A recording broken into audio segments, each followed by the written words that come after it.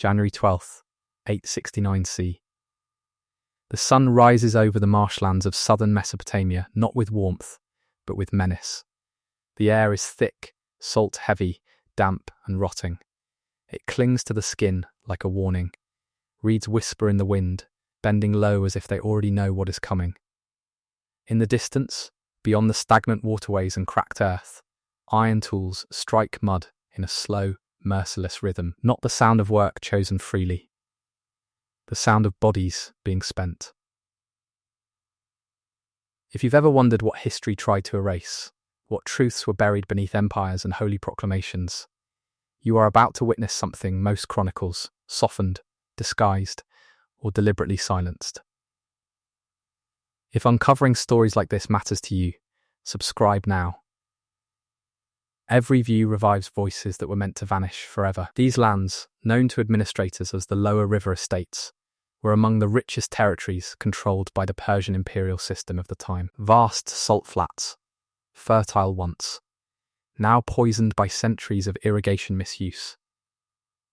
And the solution devised by those in power was brutally simple. Bring in bodies that could be broken and replaced. They came in chains. From the eastern coast of Africa, across the Indian Ocean, through ports where ledgers recorded numbers instead of names, men, women, and children taken from villages whose names never made it into the archives. They were catalogued as labour units, not lives, transported like cargo, sold like tools. One of them was a young man historians would later identify only by a distorted phonetic rendering, Baku. He was no more than 20 when he arrived. His shoulders still carried the muscle of a fisherman. His palms bore old scars from nets and rope, not iron shovels. In the first surviving tax register that mentions him, he is listed beside a salt clearing quota. No age, no origin, just a mark indicating he was new. The camps were not enclosed by walls. They didn't need to be. The land itself was a prison. Salt crusted the ground so thick it cut bare feet. The marshes swallowed those who tried to flee. Insects clouded the air, biting into eyes, mouths, wounds. The heat pressed down relentlessly, turning breath into labour. And above it all stood overseers on horseback, watching, not with rage, but with indifference. The most dangerous emotion of all. Imagine this: you wake before dawn, your body already aching from yesterday. Your mouth tastes of blood and brine. Around you, dozens of others stir, some coughing, some whispering, some not moving at all. No prayers spoken aloud, no names exchanged. Even memory feels dangerous here. What would you do if every vow you held sacred, family, freedom, identity, was stripped from you, one command at a time? The work began as the sun broke the horizon, clearing salt-soaked soil so crops could grow again for distant elites who would never step foot here. Each shovel load burned the skin, each hour stole strength, and every mistake was punished publicly. Not always with death, often with something worse, being made an example. A fragment of a merchant's letter survives in a later archive, complaining not about cruelty, but efficiency. It reads, "Losses among the labourers are high this season. Replacement shipments are required sooner than expected." Losses, not people. Losses. At night, fires flickered low. Stories were not told. Stories could remind you of who you were. Instead, there was silence. A heavy, suffocating silence broken only by the sound of chains shifting as people tried to sleep without touching wounds. And yet, something dangerous was happening beneath that silence. Eyes met. Small nods passed between shadows. Rage, buried deep, was fermenting. Not loud, not reckless, patient. Baku noticed it first, when an older man, his back bent permanently from years of labour, pressed a piece of sharpened bone into his palm, and whispered words, not of revolt, but of survival. "Remember who you are," he said. "They need us broken. We must remain unbroken inside." Every empire believes suffering erases resistance. History proves the opposite. Notice how official records speak of productivity, taxation, and land recovery, but never of screams. You are seeing what the ledgers tried to hide, because what began in these marshes as forced labour would soon ignite into one of the most terrifying uprisings this region had ever known. And every choice made here, every silent glance, every stolen breath of hope, was steering history toward bloodshed. Could you endure this long enough to resist? Or would the land claim you first? This is only the beginning. The administrators arrived on horseback just after dawn, their boots clean, their robes untouched by the filth they ruled over. They did not come to witness suffering. They came to measure output. Clay tablets were unrolled beneath a canopy of linen, while the marsh heat climbed. Scribal hands moved quickly, styluses scratching numbers into wet earth. How much land cleared? How many labourers still standing? How many no longer worth counting? Armed escorts stood behind them, not to protect the scribes, but to remind the workers that even watching was a privilege. This was how power functioned here. Quiet, bureaucratic, absolute. Orders flowed downward through layers of authority: estate managers, camp overseers, guards recruited from distant provinces. None of them knew the people they commanded. They didn't need to. The system was designed so no one felt personally responsible. Cruelty was divided into small tasks, each one deniable. Baku learnt this when a boy collapsed beside him, no more than 14, ribs visible through salt-burned skin. The overseer didn't shout. He didn't strike immediately. He simply waited, counted to 10. When the boy did not rise, the signal was given. 2 guards dragged the body aside, out of the work line, as if removing a broken tool. The rest were ordered to keep digging. Fear spread faster than any whip. At night, rumours moved through the camps, like contraband. Some said replacements were coming, fresh bodies from the coast. Others whispered that shipments had slowed, that distant conflicts and storms had disrupted trade routes. For the first time, a terrifying idea took shape. What if they were no longer easily replaceable? That possibility changed everything. From fragments of correspondence preserved centuries later, estate complaints, supply requests, punishment logs, we know the administrators noticed subtle changes. Work slowed. Tools broke too easily. Salt piles collapsed mysteriously overnight. Small acts, invisible in isolation, devastating in accumulation.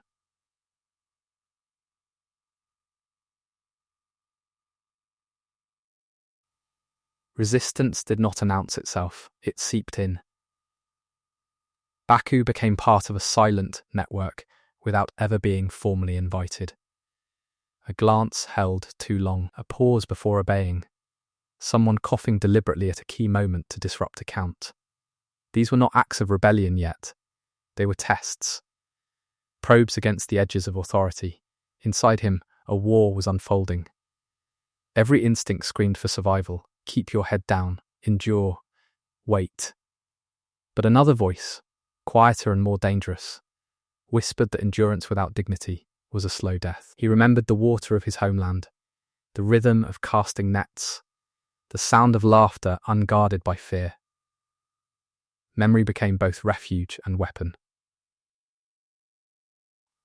One night, a punishment was staged to restore order. A group of workers accused of withholding effort were tied to posts driven into the salt flats. Not all were guilty. Guilt was irrelevant. The goal was spectacle. The guards rotated shifts, striking methodically, ensuring the lesson lasted until sunrise. No one was allowed to look away. This was the moment something broke, and something else hardened. Instead of submission, the camp absorbed the image and transformed it. The beaten men did not beg. One sang through cracked lips until he could no longer breathe. Another laughed, a hoarse, defiant sound that unsettled even the guards. That laughter travelled faster than fear ever had. In a later inspection report, an official noted with confusion, discipline measures appear less effective. Morale among labourers is abnormal. Abnormal. as if courage were a defect. The administrators responded the only way systems like this know how: more pressure. Rations were reduced, rest periods shortened, surveillance increased. Informants were promised lighter workloads. And yet, the more the grip tightened, the clearer it became. This population was no longer passive. You have to understand the psychological shift happening here.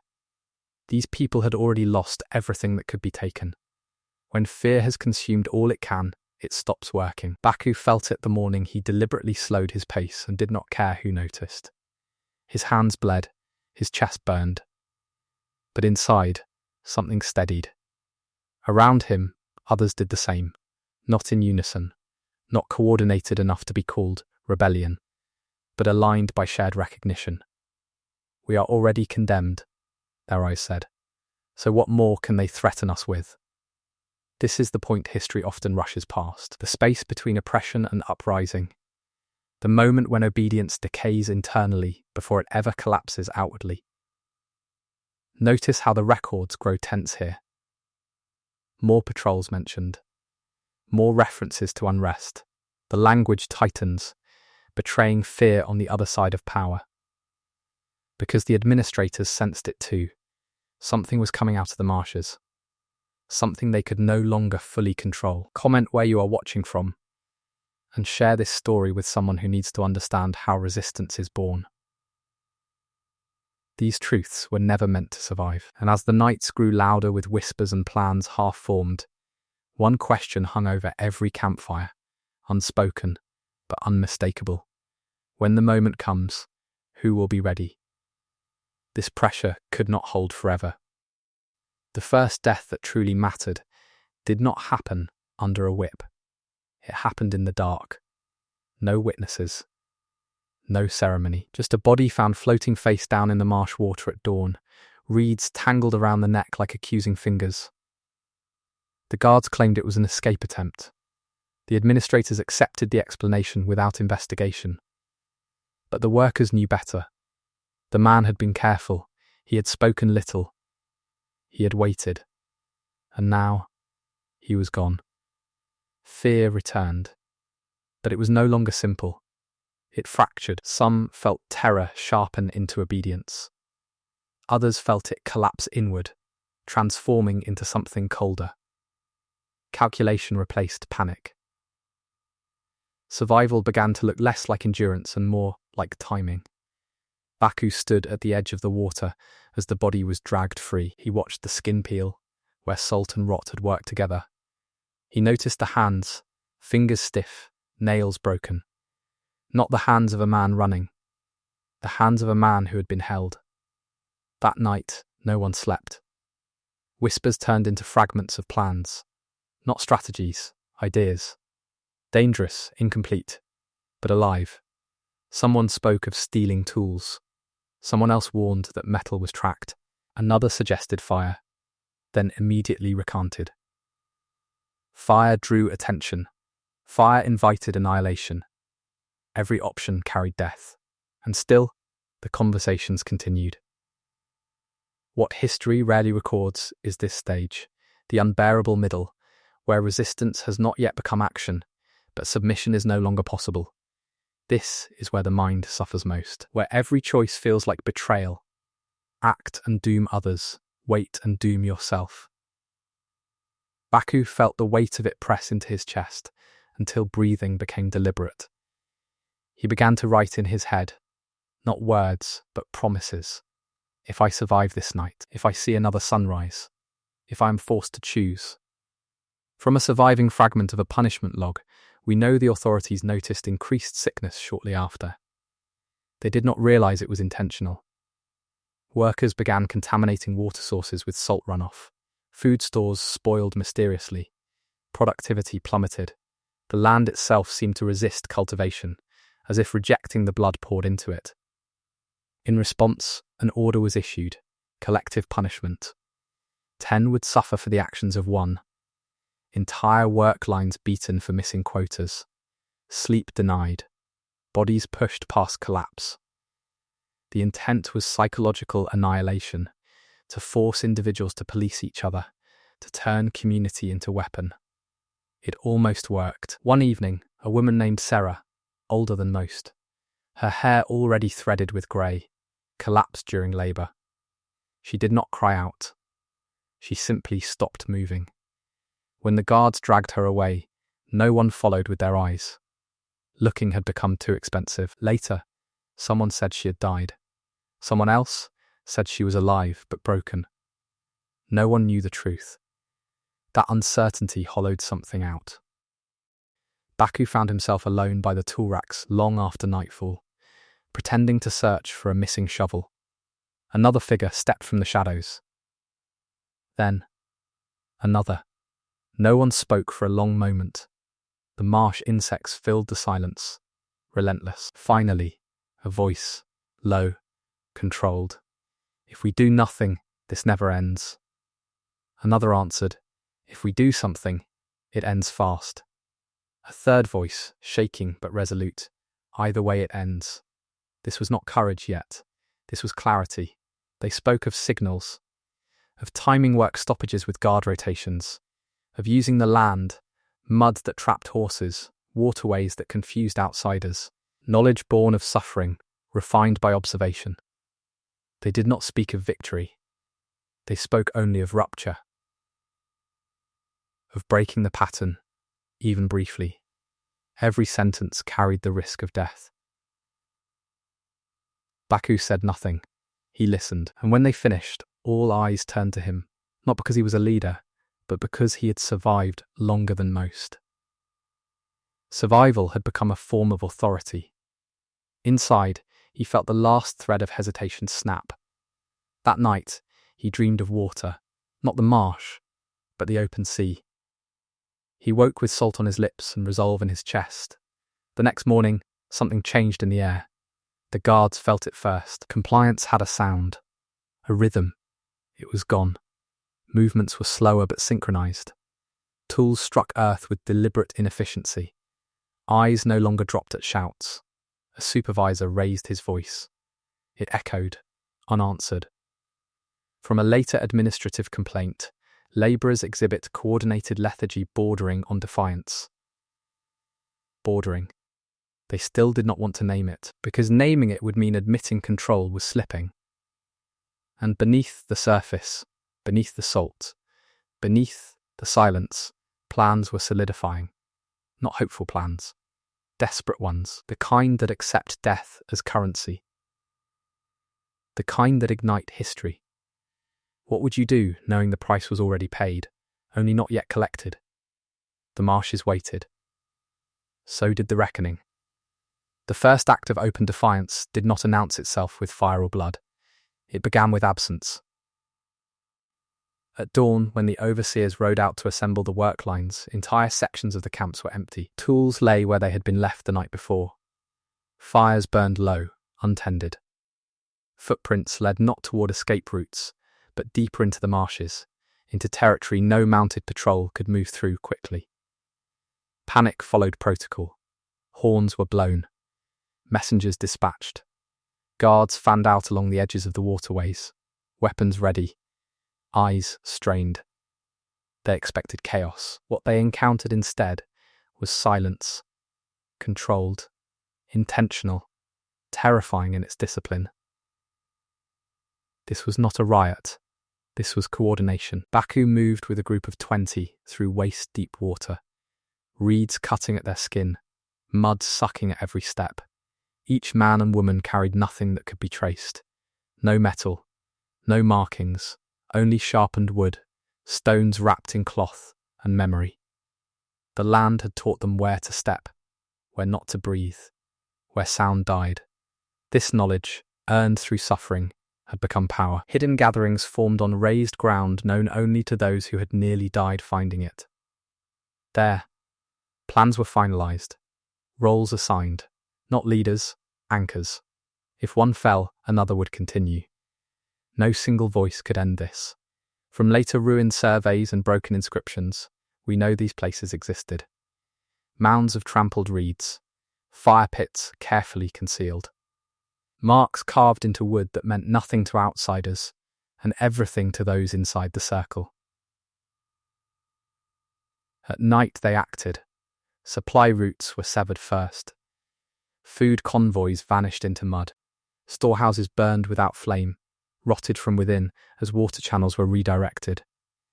Guards posted at isolated points disappeared, not always killed, but stripped of weapons and left bound, alive long enough to spread fear. This was psychological warfare born of desperation. The administrators responded with force, but force without understanding is blind. Patrols were sent into terrain that betrayed them. Horses panicked. Men sank. Orders contradicted each other. Authority fractured under its own weight. In a surviving emergency dispatch, an official wrote, "They move as if guided by the land itself. We cannot anticipate their position." For the first time, the language of dominance gave way to confusion. Within the camps, those who remained became participants whether they wished to or not. Even refusal became a statement. Even silence carried consequence. The old system of informants collapsed.